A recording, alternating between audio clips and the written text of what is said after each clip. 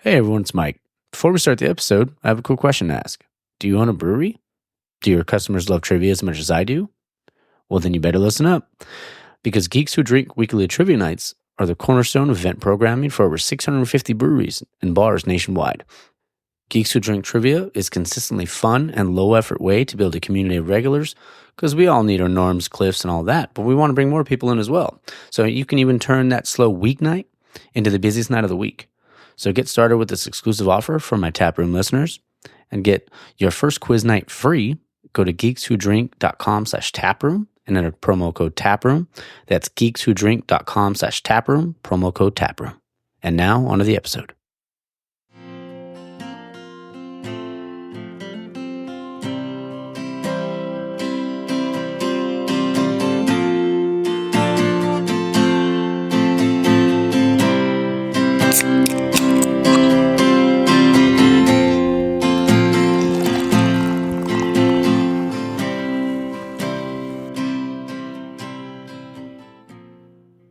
All right, and we're back.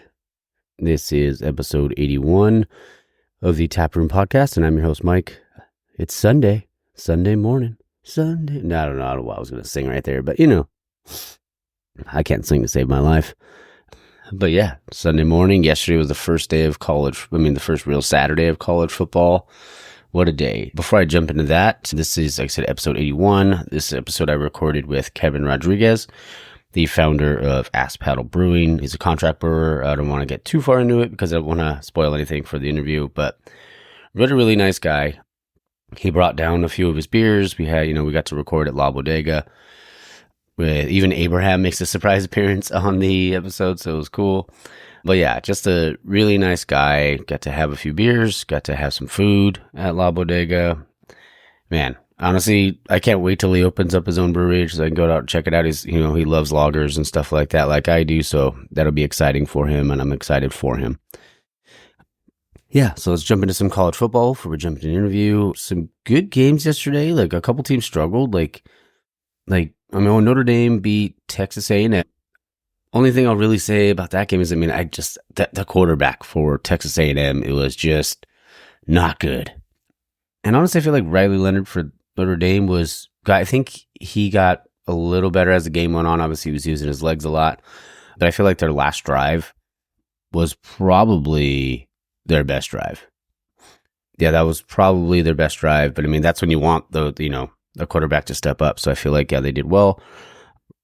I'm not sure. It's only week one, really. So, we don't really know. But it does, if you were to base it off of one game, it does not look like A&M's very good. I feel like their defense is really good. I'm just talking about their offense right now. Oregon kind of struggled with Idaho. But like I said, that could be week one. The team that impressed me the most, though, this week was probably Fresno State. Like, in the trenches with Michigan at the big house. Yeah, Michigan won that game 30-10. But that game was a lot closer than the stat sheet showed. So, but like I said, it could be week one. We don't really know what Michigan's quarterback situation is really. He just didn't look good yesterday. But yeah, Ole Miss rolled 76-0. Bama won 63-0. Ohio State 52-6. My Badgers blew my parlay the other day. I had one. I think I hit like the first 5 or 6 on a parlay, and then Badgers blew it for me. Penn State beat West Virginia. Sorry to my buddy Brew Dude, West Virginia. I was cheering for him. Drew Aller looked really good. I think he got kind of cooking in the second half after that long delay. And Georgia just steamrolls Clemson. Like, dang. I was honestly surprised. Obviously Clemson kept it close in the first half, but there's only so much your defense can do if your offense can't move the ball. Georgia's defense is for real. They're just reloading. I'm still like Carson Beck. I'm not sold on him just yet, but I'm sure he'll just keep progressing and get better and better. What else we got? Today SC's playing LSU. I was thinking about it. It depends on the defense. It really does. I feel like the secondary is going to be really good, but it's up to the defensive line. If they're able to pressure LSU because of how good their secondary is, I think they can force some turnovers and win the game. If they aren't able to get any pressure, it doesn't matter how good your secondary is, you're not, they can only cover for so long. So I think it comes down to that. I hope SC wins, but you know me. Like I don't let it bother me like I used to. If they lose, they lose. It's just a fucking game. Well, we had a couple polls we did a poll, we did a question. Let's see what we got here. Probably should have had that ready, but you know me. Let's see here. And honestly, it was a really fun week. I got to go to Pizza Port the other day. That was a lot of fun. I just took Morgan down there with me, had a few beers and all that good stuff. And then I went to Artifacts as well. The poll of the week this week was, what's better with barbecue? West Coast, Pilsner or Lager, or Hazy? 52% of the vote said Pilsner or Lager. So those are those people know what they're talking about. I'm just kidding. 15% said, 33% said West Coast IPA, and 15% said hazy. I just feel like hazies can be like really thick. Like, not thick, but like heavier. So I feel like, with the barbecue, you're already kind of getting that sweet and savory. But if you get something crispy to kind of go through, like, to kind of cut through that, that's kind of my thought process. But then again, you could have a really like solid West Coast as well. But like hazies, I actually had one yesterday from Green Cheek towards the end of the night. It was really, really good. It was a triple dry hop. I think it was the other Brian, I think it was. Really good stuff. All right, now the question of the week. This one was fun. I was like scrambling, trying to figure out a good one. But the Geeks Who Drink question of the week was, what was the original purpose of the Stein lid? And the answers were keeping out dust, being poisoned, or to protect against the plague. So what was the original purpose? And the answer to that was to protect against the plague. 190 people selected protect against the plague. 130, which is honestly like this answer being poison. Like I get why they answered that. But 130 said being poisoned, and 80 people said keeping the dust out. But yeah, the correct answer was to protect against the plague. All right. So what did I cook yesterday? Oh, I made pulled pork. I made pork belly, bird ends, meats. What are they called?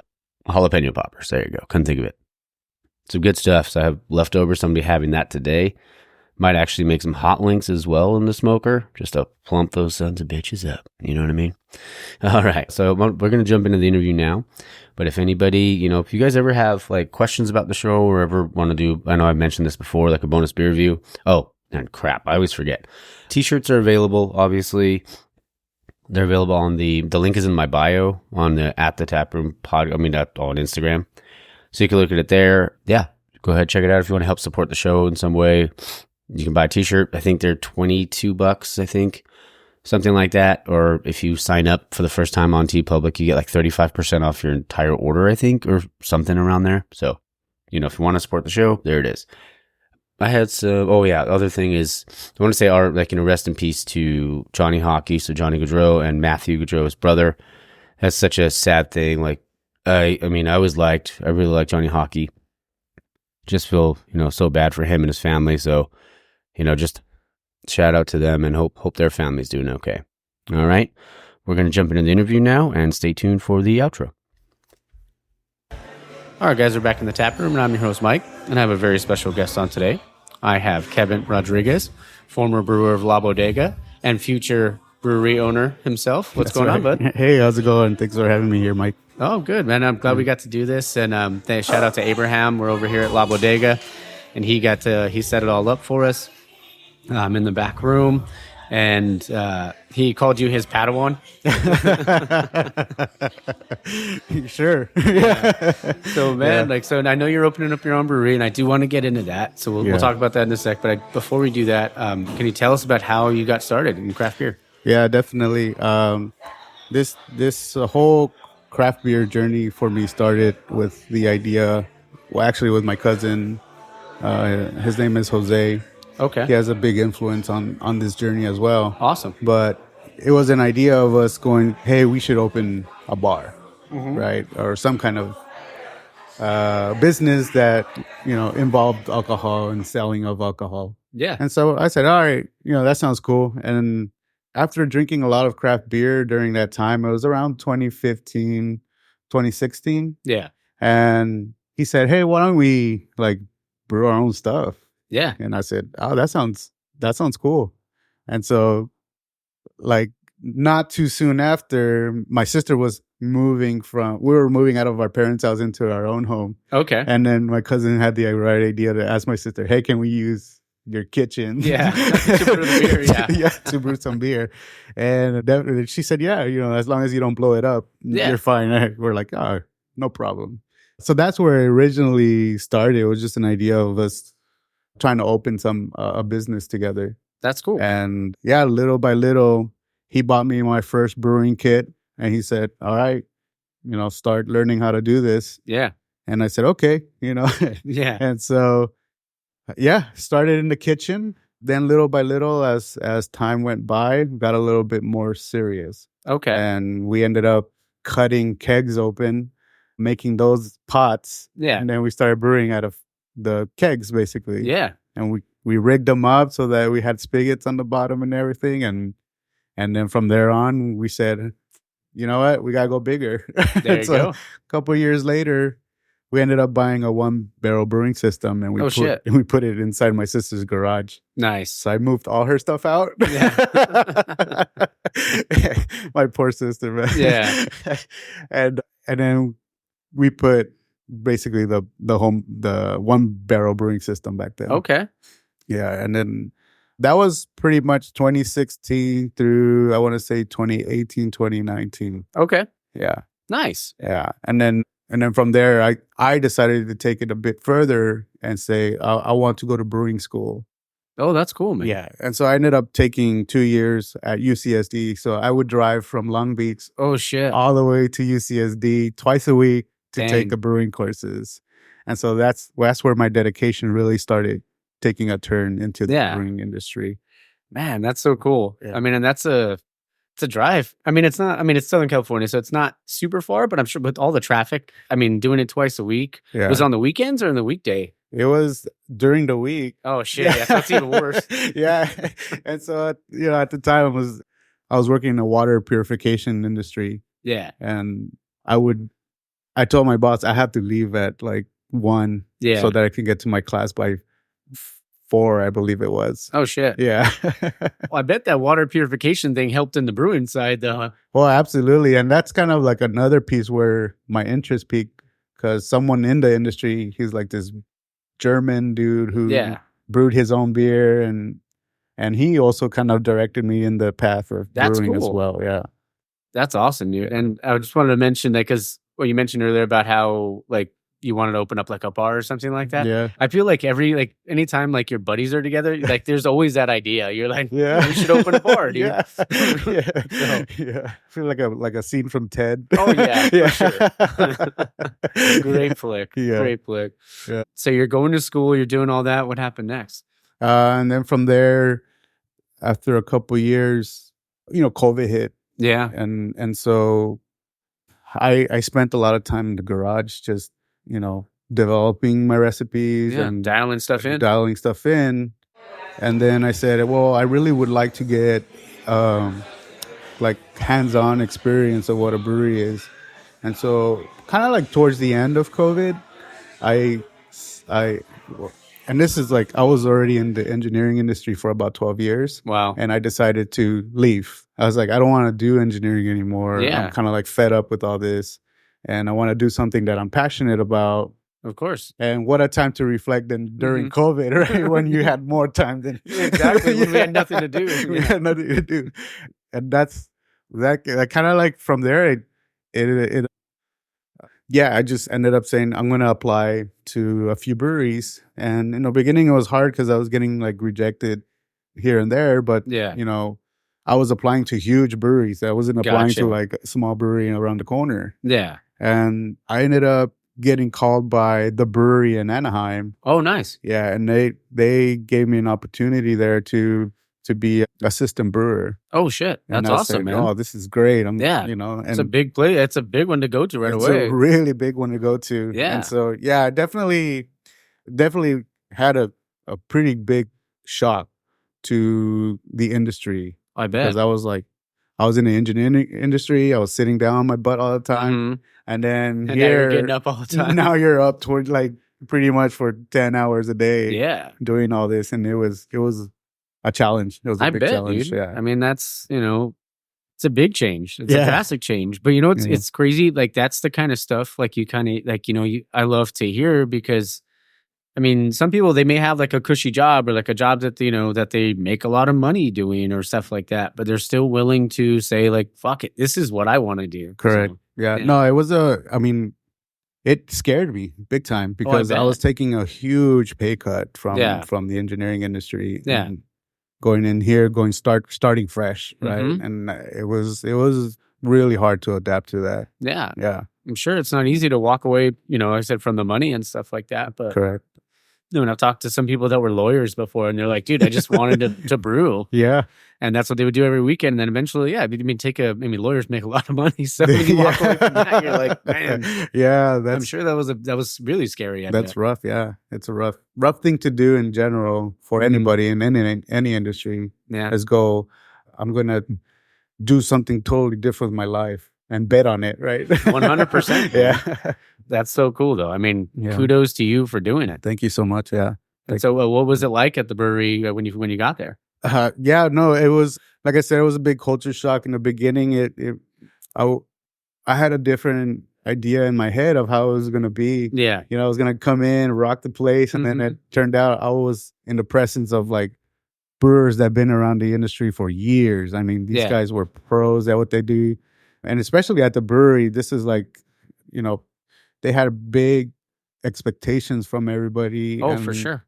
And everybody was there to do their task and to do it right and to do it well. Exactly. And that to me was a big like culture shock. Yeah. Because I was go, oh man, these guys are like serious about beer. Yeah.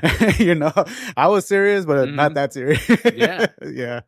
And it was rough. It was rough for the first couple months. It took a toll on how I thought things were gonna go, but little by little, I started overcoming all those little obstacles, and it became one of the best experiences I've had in my life in the brewing industry. I mean, it was things that I saw that I would probably never see if I didn't go there. Yeah. As far as like techniques and as far as like attitude, and it's just an industry adjustment, right? Oh, for sure, man. I mean, and I feel like those like kind of trials and tribulations and stuff, they they make you better for it. Correct. And some people can't handle it. Like they cave or they fold and they're just like, nope. Some people, because I'm sure you probably could have went back to your engineering stuff. Right. But I mean, you stuck with it. Yeah. And you're right. People would leave, and I remember going through an instance where I was working in the cellar and they were like, hey man, you're really green and we kind of need to demote you to packaging. And I was just like, oh, I'm that bad, huh? And they're like, oh, you just gotta, you just gotta learn the ropes. That's all it is. And I said, okay.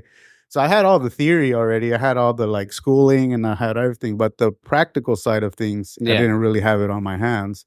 And so they stuck me in the packaging line for quite a long time, probably like 5 months. I was there in packaging. But I mean, I'll tell you, I learned a lot about what it takes to package beer, like that side of the process. 100%. That I wasn't really thinking about. Yeah.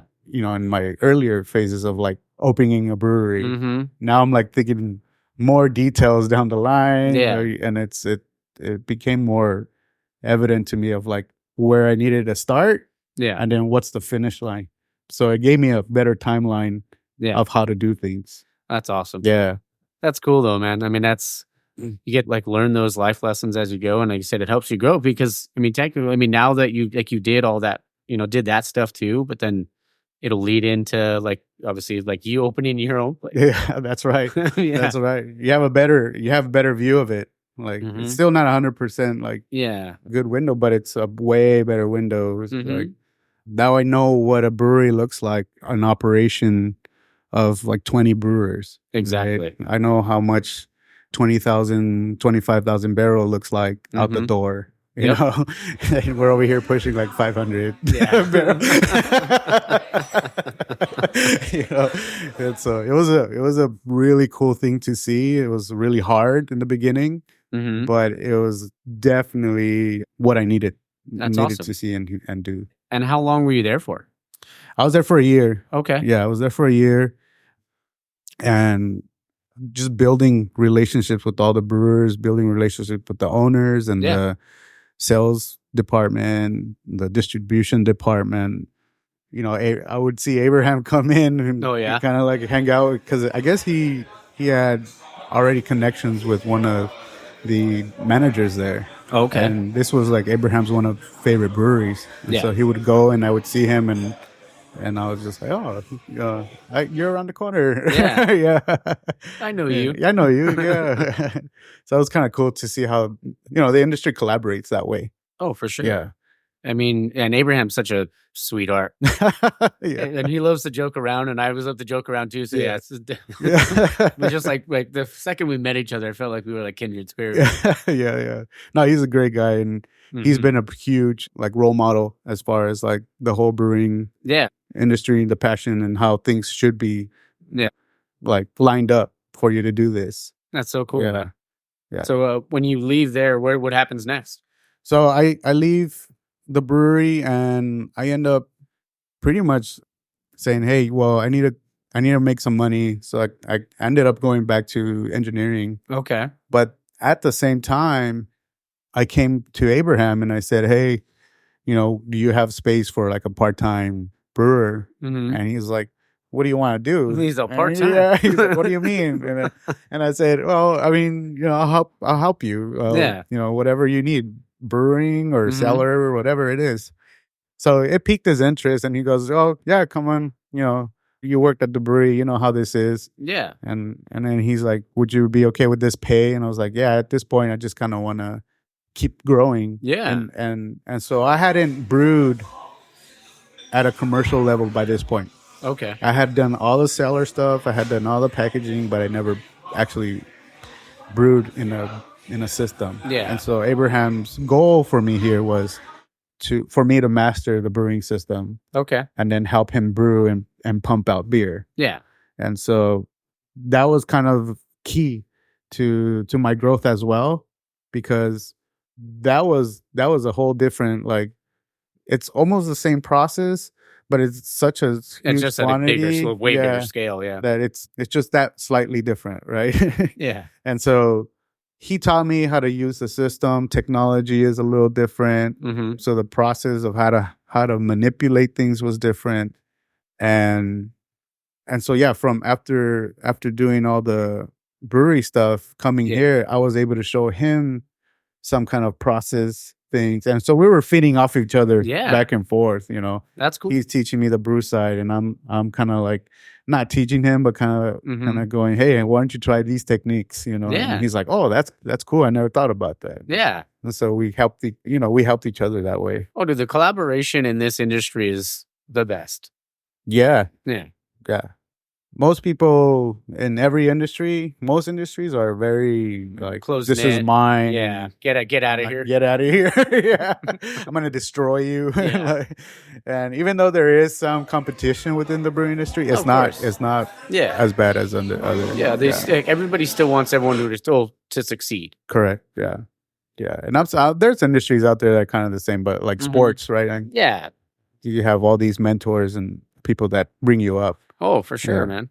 Yeah. Yeah. That's awesome. So how long you were here for how long now? So I was here for a year. Yeah, exactly a year. And I ended up kind of taking a break for a little bit. Yeah. Trying to figure out my own path to brewing. And again, Abraham ended up connecting me with another individual in the industry and saying, hey, this person needs help. Do you want to help him? Yeah. And at that point, I was like, okay, well, here's going to be my demands. Yeah.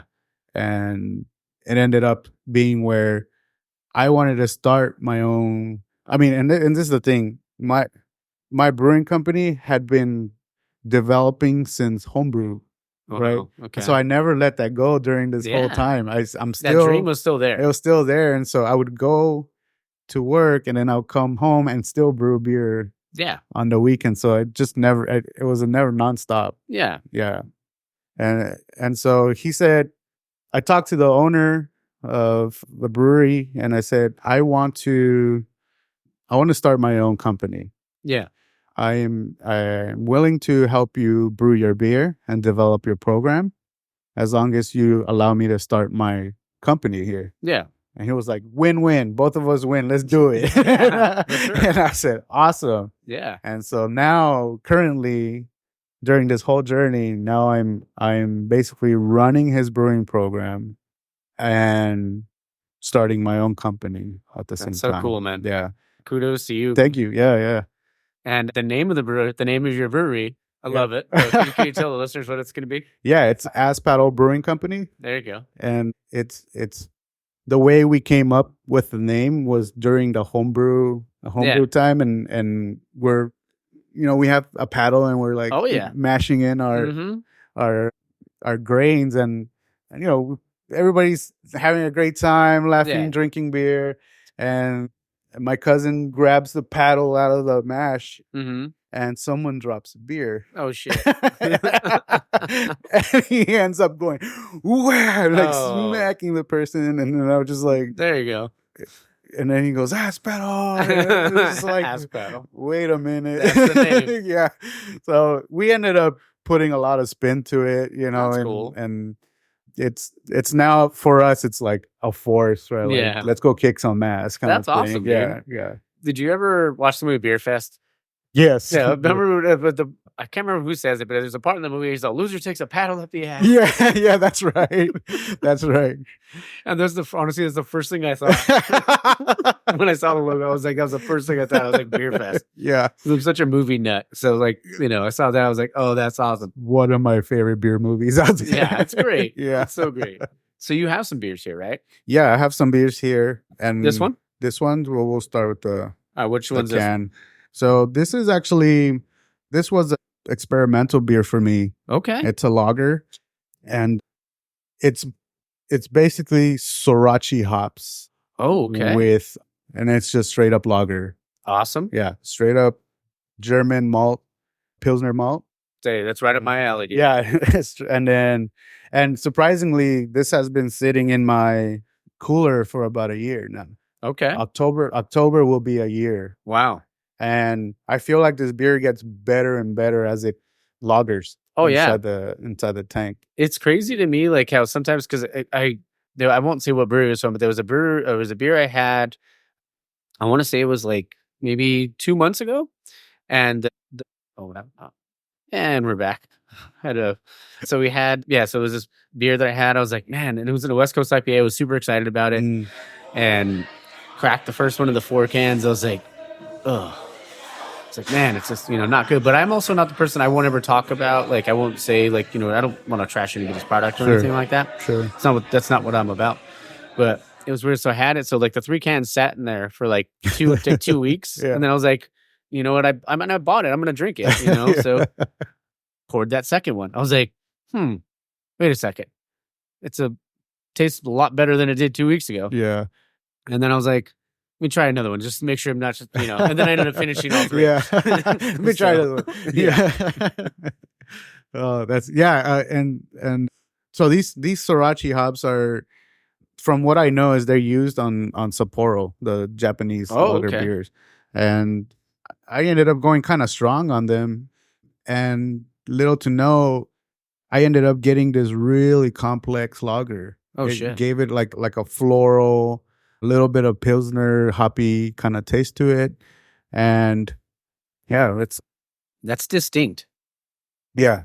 And still super smooth though. Super smooth. Yeah. And so I ended up calling this It's Complicated. Yeah. Yeah. I like that. And everybody's like, that's a perfect fit for that. Oh yeah. Because it's not really a traditional lager. It doesn't taste like Sapporo at all, but it does have those kind of complex floral yet smooth taste to it. Yeah. Yeah. No, man, great job, bro. Thank you. Thank you so much. Yeah. That's cool. I mean, it's been aging for a while and still got it. Like I said, it has a really distinct, like unique kind of flavor, but it's super smooth going down. Yeah. In the beginning, it was more like way more floral. Okay. Yeah. And so now you're kind of getting the back end of like, yeah, and it's not like lingering on the palate either, so it goes down real nice. It goes away. Yeah. You just get kind of like that bitterness, that Pilsner bitterness at the end of it. Yeah, for sure. And we're back. And somebody decided to join. Someone decided to crash the party. What's up, everybody? Abraham here, La Bodega Brewing Company. I thought I'd just chime in here really quick and Really just want to say thank you to you. Oh, I saw your video on Instagram. I'm sure a lot of your listeners have seen it as well, and a lot of the brewers especially. So really want to say thank you and appreciate the shout out. That was a great video, man. Obviously, I shared it and showed the family and all my folks here. So it was awesome, man. Thank you again. I can't stop saying thank you because that's how dope it was. I appreciate you saying that. I mean, anything I can do for the industry, man. That's all I just want you, like, I want to support you, your family, and all the other breweries out there, that are honestly for letting me be a part of the industry. I feel like so. Yeah, for sure, man. Absolutely. Yeah. So since Abraham is here, did want to ask. He did mention that I was going to ask you about your worst brew day, but then he said you may have slipped once. That wasn't my worst, but yeah, that was actually a pretty chill day. Oh man. Yeah, I mean, one time I was brewing here, and so he has tape usually on the stairs, but it just so happened to be at this moment there was no tape on there. Oh shit! I was sometimes his PLC the air air valves go off, and so I have to go and reset it. Oh, so I was okay. like, crap. So I'm like running down the stairs and boom, boom, boom, boom, boom. And he catches it on video and shows me like 100 times after that. Not only him, but all the staff. So we all had a good chuckle about that. That was a fun day. That's awesome. But what was your worst brew day? Well, this is more like homebrew. Okay. On my homebrew day. Oh, I think Abraham's was a homebrew story too. Yeah. I think those were the most frustrating times from brewing. Here we have like issues, but we'll deal with them. Yeah. But that was more like, well, I was having a party. Yeah. And in my sister's house, there's a basement, and that's where I was fermenting my beer, and it was like a glass carboy, and I was super proud of this beer. Yeah. Like it was kind of like one of my beer number 5 or something like that. Yeah. And I ended up bringing people downstairs because they were like, "Oh, I heard you're a home brewer," and I was like, "Yeah, come check it out." I'm not trying to show off. And so I bring people downstairs. I'm like, "Yeah, here it is. It's bubbling and it's fermenting," and I'm telling them like the whole process. And some like drunk girl, oh shit, like tips. Oh no! Bangs the carboy against the concrete wall and it just shatters. No.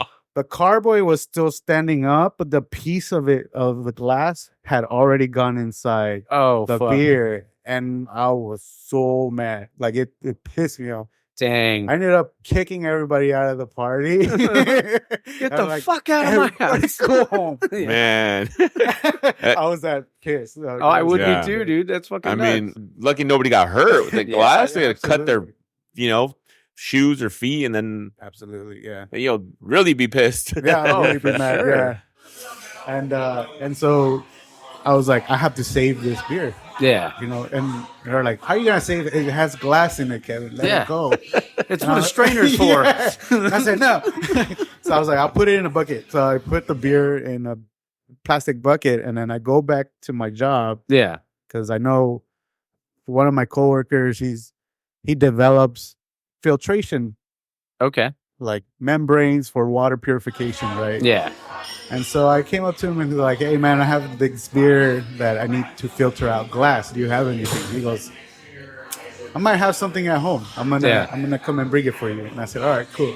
So he brings me this like military grade mesh. Like it was stainless steel, like 4,000 strands per square inch. And I was just like, yeah, that'll do it. Yeah. Yeah, that will absolutely do it. And so I ended up, saving the beer, and then by the time it comes to serve, everybody was hesitant and like, I was like, I'll go first. I'll do it. Yeah, I ended up saving the beer, but man, that was like, there you go. Hey, at least you saved it. It's funny. I have another not so funny story with this guy next to me. Yeah. So, the one time we were in the brew house, and one of our glycol pipes. Oh shit! Stopped working. Uh-oh. And then it started leaking. Uh-oh. And the way my system is set up, it's not the best because I can't isolate an individual tank. Okay. So if I shut down the glycol, all of my tanks are shut down. Oh shit. So we were scrambling, man. We cut that thing. We ran to Home Depot. We just got like some PVC. We're like, let's just Mickey Mouse it. Let's just patch this up to until we, get actual professionals to come and fix it. Man, it was a shit show. Yeah. Cut it, kill the glycol. We had to let it dry out. And, it was still moist, but we had no other choice. It's screw it, put the cement and let's go. Yeah. Yeah, I remember. And luckily it worked. The There you glycol go. would keep coming out of the plastic pipe. Oh shit. And in order to put the cement on there, it has to be dry. Right. Yeah. And so Abraham and I go, okay, dude, here's what I want you to do. As soon as you dry, I'm going to pop this ready. And we're like two idiots going, Ready? 1, 2, 3, go. We got it done, man. Got it done. As long as you got it done, right? Anyways, all right. Well, I don't want to usurp this whole podcast. I know it's for Kevin, but I just want to pop in, say what's up, Yeah. and enjoy, guys. Thank you. I'm gonna head out. Thanks, brother. Thanks. All right, and we're back again. Abraham had to take off. He's got to go do some back to school shopping. So yeah, It's that time. Yeah, I wanted to ask you too, Kevin, because it's kind of a question I haven't really asked on the show. Really, Sure. like I think to one other brewer, but like, is there like if you know you're gonna have a long brew day? Yeah. Do you ever need like a get psyched kind of song? Or, Absolutely. Yeah. Yeah. There's times where you walk in and you just kind of you need that extra element to get you up and going. oh yeah, Yeah, it's I'm really into cumbia music, Okay. and I'm also really into like EDM, okay, and so I have a favorite artist of mine is De Oro. Oh. He kind of mixes a lot of his EDM with cumbia, yeah, and then not only do I like the cumbia electro, I also like kind of like the what is it called, trap. Like trap music. Okay. Yeah. Hey, nothing wrong with it. Yeah. And so those are kind of like my go-tos, but like for De Oro, I know I like a song called Yo Las Pongo.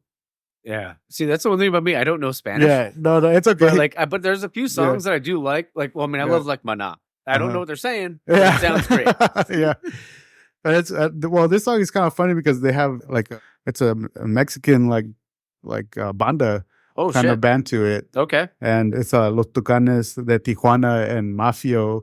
And so like I'm saying all this, but like Yeah. it's just a really high energy like Okay. kind of song to it. I'm like, okay, I can rock to this. Yeah.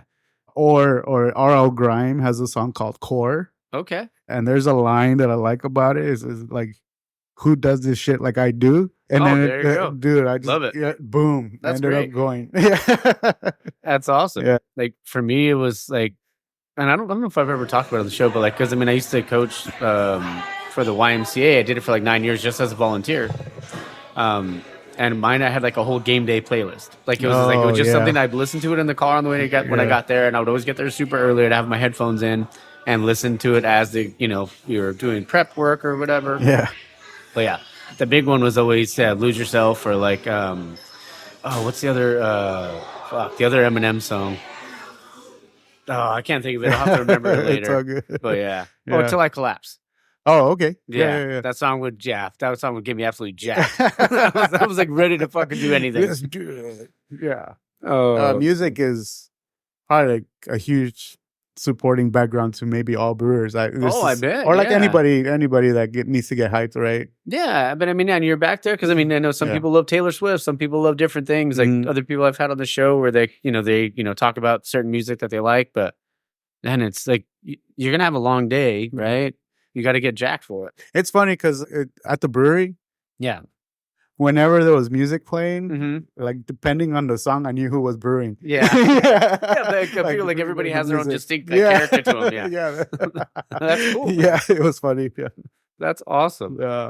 Another one that was like another question I was up to ask is like your favorite styles to like brew and drink. Yeah, I'm more of a lager. I like making lagers. Yeah. I like drinking Belgians and mostly Belgian style beers. Okay. Yeah. I remember getting like really influenced by like quad, triple Carmelite, like all these like triple double Belgian beers. Yeah. And I think they're sweet. They're like kind of like on the sweet side, but really strong and well balanced. Yeah. Which to me, I kind of took that and I started blending it in with what, LA is West Coast IPAs and really hop forward beers. And so to be able to blend, and then my background is Salvadorian. I'm a Salvadorian descendant from like my parents. Yeah. And so out there, they drink a lot of Pilsner beers, like very light, crispy kind of Pilsners. And so I wanted to get all that like influence mixed together and see like what can I create. And so I ended up with my own light, strong, like smooth, light, strong beers. Yeah. And so a lot of my beers that I make, they're very dangerous because you'll pound like 5 of them, and then before you know it, like just yesterday, I provided a strawberry seltzer to a party. Okay. And everybody's like, "This is such a great beer." Trashed. And they were like, "What's the ABV?" I was like, 7.3. There you go. And they were like, "That's not fair." Yeah. It'll get you there. Yeah. And so everyone was trash. Oh, I love it. But yeah, so I ended up like, that's kind of my stylistic is smooth, light, or smooth, strong beers. Yeah. That's great, bro. Yeah. That's awesome. I mean, and like the one thing, like for me, like Belgians, like I've had them. I don't know, just maybe my palate's still not ready for them. But yeah, I do love like lagers, pilsners, like, and because I've said it 1,000 times on the show, like, I mean, you can't hide behind anything. So that's why, I love to try it. Like, and especially like if you can make like a hoppy pilsner, like a, what they call them, like West Coast lager, something like that. That's like, here's all my money. Yeah. Yeah. Overdoing it for, I don't know. Yeah. I definitely can hide a lot of beers behind hops, but I rather do like these light, crispy bangers great, that you can do any time of the year. I actually do like hazies though. Hazies can be a little bit complex. I know it's overdone now with the amount of hazies that are out there. Yeah, but I'll drink a nice hazy here and there. Yeah. Yeah, I always felt like, I used to love hazies. Yeah. I used to love them, but then it was like, we got into West Coast or like cold IPAs or like brutes and stuff like that. But now it's like, just give me, I love all those styles, but hazies I kind of got off of because I felt so full after. Yeah. Yeah. It felt super filling to me, but every once in a while, if it's a good one, then I'll drink it. Like I love Hazlet here at La Bodega. It's great. Yeah. I like that you said brute because it's, to me, that was like, I was really nice style to drink. Oh yeah, I love that super dry finish. It just died. Yeah, yeah. That's why every once in a while, if I see one on a menu, I'm like, I'm drinking that. One time I made a peach brute IPA. Oh shit! Yeah, I wish I would have known you when you brewed. And I took it to the brewery, and they were like, "Man, if you can just like take care of the sulfur problem." You have a solid beer. Like this is a solid brew. I was like, oh, okay. I can I'll keep that in my back pocket because that's super unique. Like no one. It sounds like it might have to be an ass paddle. Yeah, exactly. That's right. Put a peach. Yeah, there you go. Yeah. The peach gets smacked by the paddle. Yeah, that's right. Put the peach emoji. Yeah. That's right. That's fucking awesome. Yeah, no, it came out really good, but I had a little bit of sulfur issues. Okay. Something that could be taken care of. Yeah. I'm sure, it's a R&D, right? R&D, dialing it in and doing all that good stuff.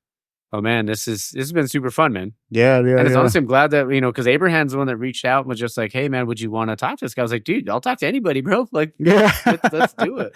Yeah, no, it's definitely like, I definitely, Abraham has been very supportive during this whole time. Man. And also the guys from the brewery have been super supportive too. Yeah. Like they actually put me in contact with Abraham. Okay. Like I was working at the brewery and they're like, hey, there's a brewery very close to where you live. Would you like to like explore that option? Yeah. Of course, I was already leaving the brewery at that time.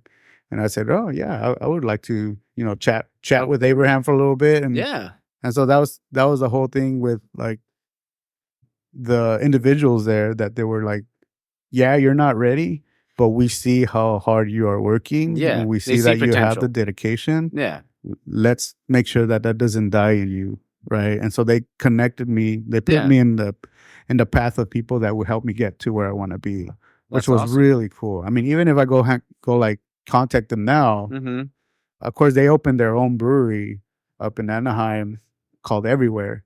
Oh yeah, and Keith and all them. Yeah, Keith and Sour J and I know Neil's over there Stefan. now, right? From like he came over from 8-Bit, I think. Oh really? No, Yeah. I didn't. Yeah, I mean, great individuals. I mean, those are basically my mentors in the beginning. They were the type of people that are like, you got this. You just need a little, a little work to do, but you got this. That's cool, man. Yeah. That's so awesome. So right now you're contract brewing currently. When does the brewery open? So with my deal, so I don't think I've mentioned it, but the brewery that I'm currently running is Congregation Ale House. Though, are you the one Azusa? The Azusa one. Yeah. Yeah, I recorded with there was an old like brewer that was there way before Danny. Oh, okay. She was there. Sure. Yeah. So I ended up I'm doing consulting work for them, and I'm basically handling all their brewing program right now. Yeah. I'm finding talent for him. I'm finding, like, basically setting him up to where he can be self-sufficient, And so I was going somewhere with this. Oh, that's okay. No, like when the right. brewery's gonna open. That's right. And so now with this in place, my first thought of opening a brewery is I'm going to get investors, I'm going to open a spot, and then I'm going to do this. But that has changed. And so my brewery is actually open.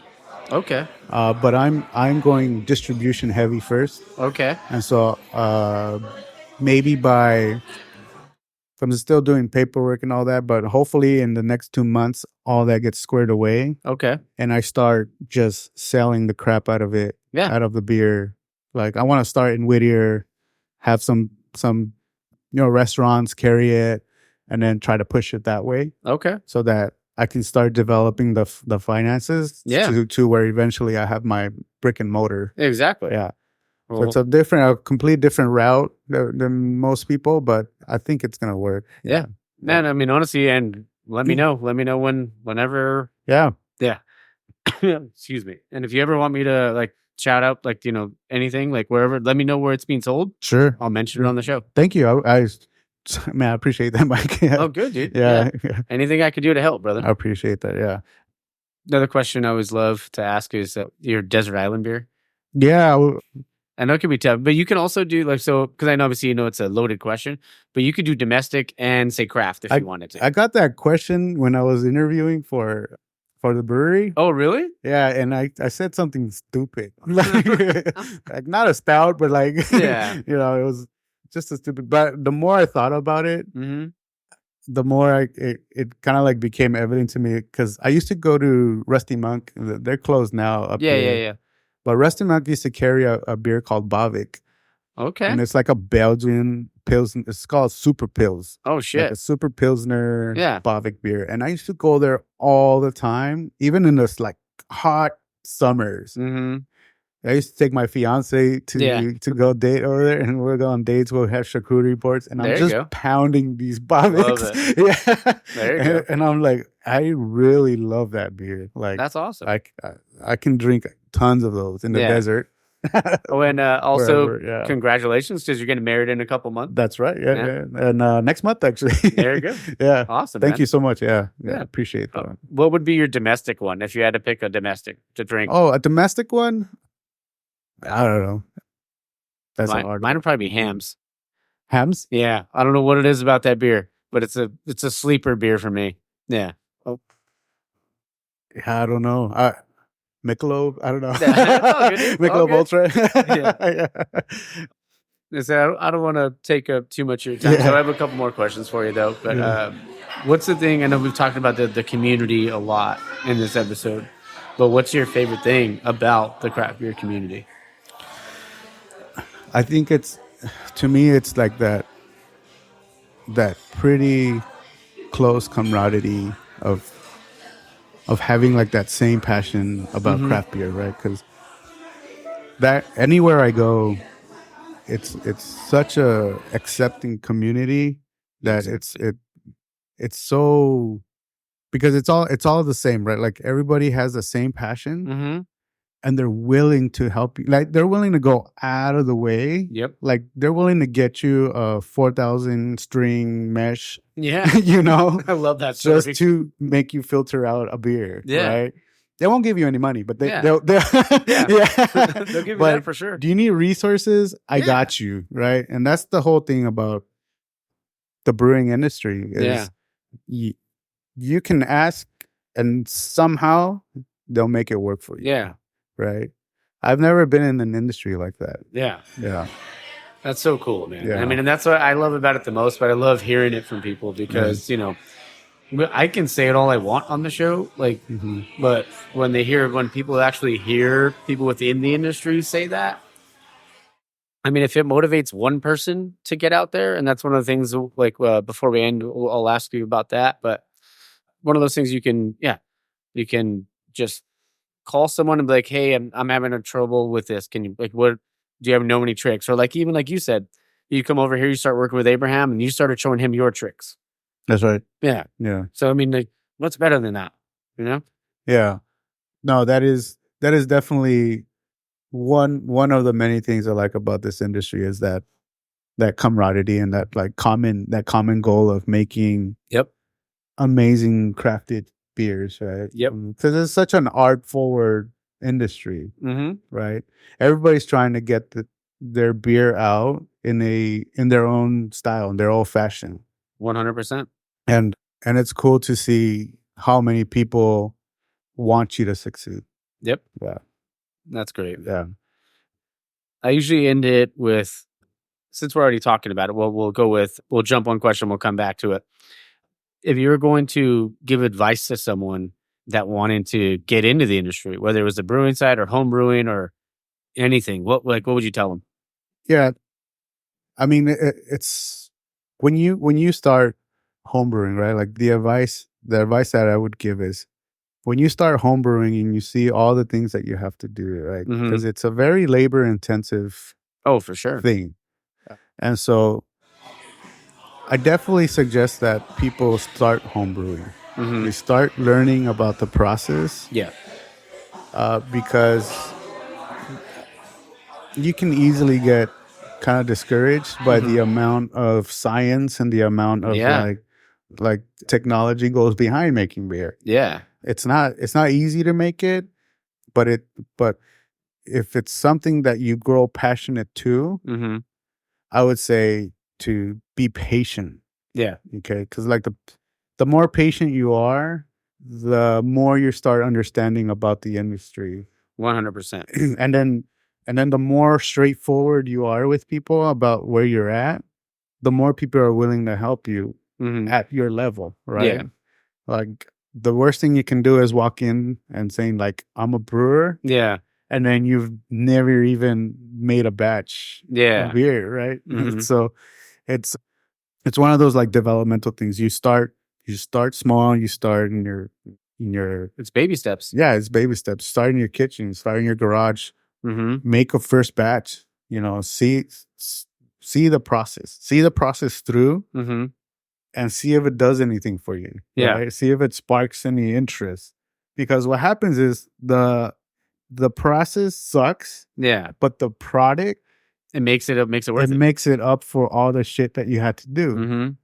And so when you put up all this, when you like right now, you're having I chugged it. It was so and good. You chugged it. And, I mean, as soon as I walked in here, that thing was half gone, and I was like, "This is why I do this shit." It's because people can enjoy a product that I made. 100%. And if you're that type of person where you're willing to put in a lot of work and get that type of result from life, right? Where you see people enjoying what you've made. Yeah. That I really recommend you being in this industry because this is probably like the most rewarding thing you can do is see a sea of people Yeah. drinking your beer Yeah. and going, this is good. And this, Yeah. congratulations. Like, Exactly. you're doing such a great job, and you're just like overwhelmed with all these like positive things. Oh, for sure. You can also be overwhelmed with the negative things Mhm. about it, right? You can make a shitty batch, but you overcome that. Yeah. You know, if you can overcome challenges and make product, man, the brewing industry is for you, man. Like, That's the brewer's mentality, brother. You're artistic. You're good with mechanical parts. You're good Yeah. with like science. You like biology. You like chemistry. Mm-hmm. This is a place for you. You That's know? great. Yeah.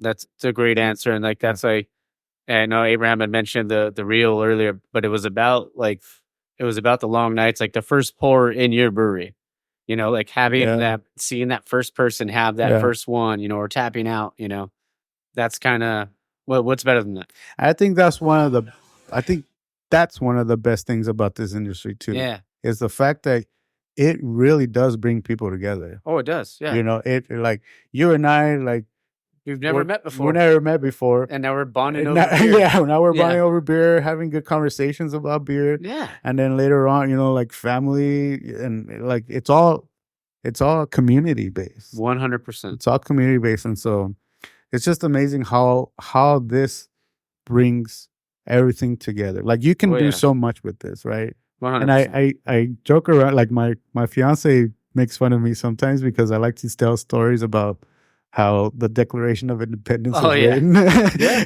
And I was just like, yeah, you know, Thomas Jefferson and you know, Samuel Adams, and they threw keggers in order to write the Declaration of Independence. Otherwise, nobody's gonna want to go. Party, yeah.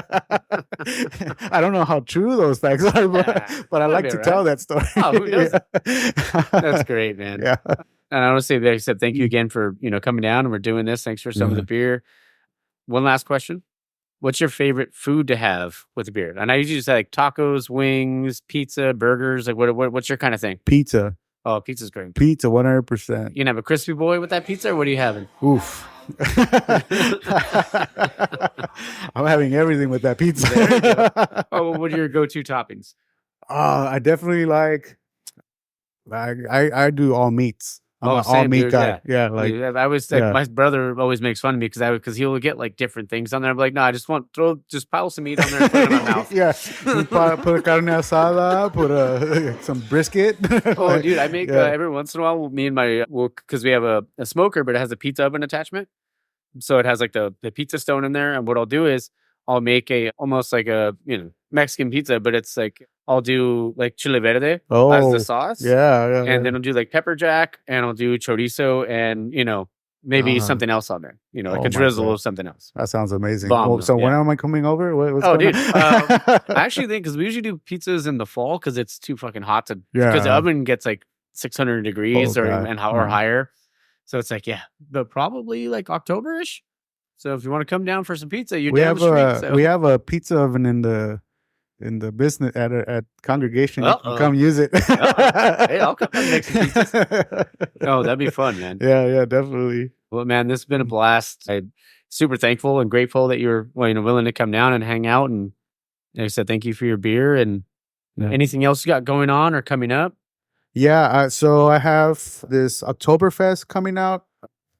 Let's see if I'm gonna crack this open. Let's do it. Let's crack her open, eh? Oh, it's the best. I fucking love that sound, especially in the mic. It sounds like chef's kiss. Everybody's like salivating. Mm-hmm. Like, oh, you son of a bitch! You're drinking that without. Yeah, exactly. What I'll do is. Oh yeah. Whoops. Oh, add a little bit in there. There we go. Hop water now. Yeah, hop water. Hop water. That's getting popular too now, then, man. Yeah, it is. It is. So this is the beginning of the Oktoberfest beer. This is one of our favorite beers to brew. Now, this is not the final product. It's still a work in progress because when you scale up from small to big, I bet, yeah, it's really difficult to nail down the ingredients.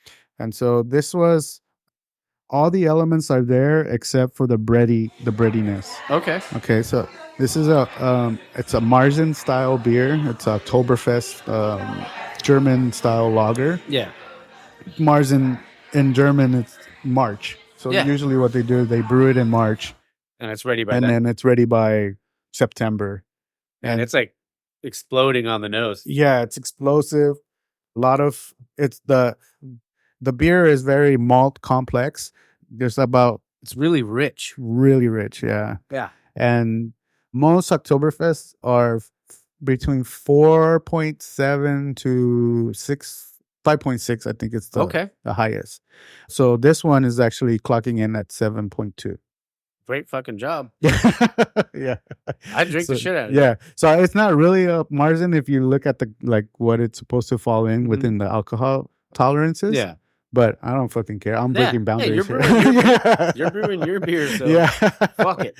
Yeah. So it's I love definitely this is coming out by next week. Okay. And I am doing an event this coming the Saturday the 17th.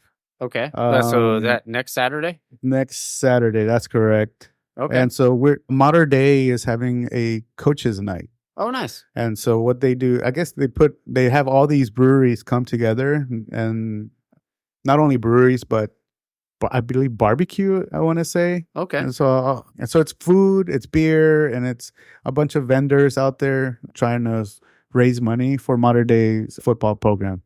Because this will be out in 3 weeks, but I can, if you have anything after next week, but also, is there like an Instagram like promoting it? Because send it to me and I'll send it out. Yeah, definitely. I do. And so I'll send you that so that people can click on the links. Sweet. And come support the craft brewing industry, because there's going to be quite a few breweries out there. Love it. I want to say that about 40 breweries are going to attend. Oh, shit. That's awesome. Yeah, so it's not a little thing. It's a pretty huge event going on. So I'll be there August 17th. Sweet. I mean, you know what? I don't know if I have anything on the 17th. I might cruise down. Yeah, come by. Awesome. Yeah.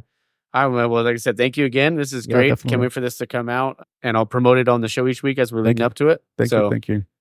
And thank you, man. No problem. Thank you, Mike, for having me here and for taking on this task, because not a lot of people understand how passionate people really are about beer. Yeah, that's what I love, man. It's the stories for me. Like, it's great. I mean, as I always say, like, as great as the beer is, it's about the person behind it, like the person that created it and what they had to go through, what they had to struggle with to get there. So there's a lot of great stories out there. Oh yeah, man. That's why I say the destination's always the same, but the journey to get there is different, brother. Very different. Always different.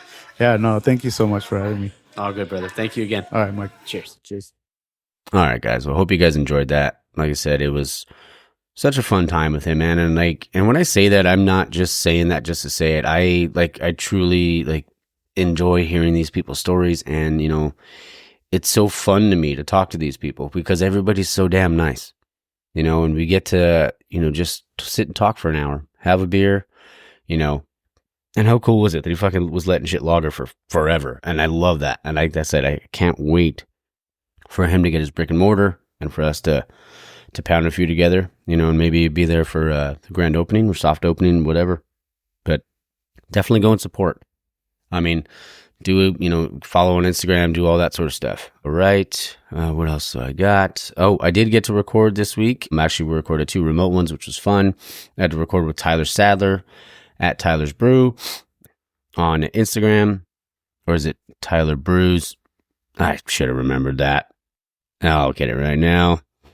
Yep, Tyler's Brew. I was right the first time. Way to go, Mike.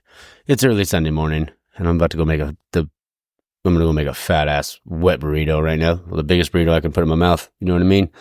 Come on, get your mind out of the gutter. And then I also got to record with Doug Valicki, beer aficionado, on Instagram. Man, what a wealth of knowledge that guy is. It's when it comes to craft beer, I was like, holy crap! I'm excited for you guys to hear that one. I got some other ones that are coming up that I'm going to be recording. So, yeah. All right. Well, I'm going to go make my burrito now, and hope you guys have a good Sunday. Hopefully, SC wins. I'm cautiously optimistic. I think. I don't know. We'll see. Whatever happens, happens. Just a game. All right. Well, cheers, Tap fam, and don't forget to get out there and support local, drink local, and find your beer, baby. Cheers.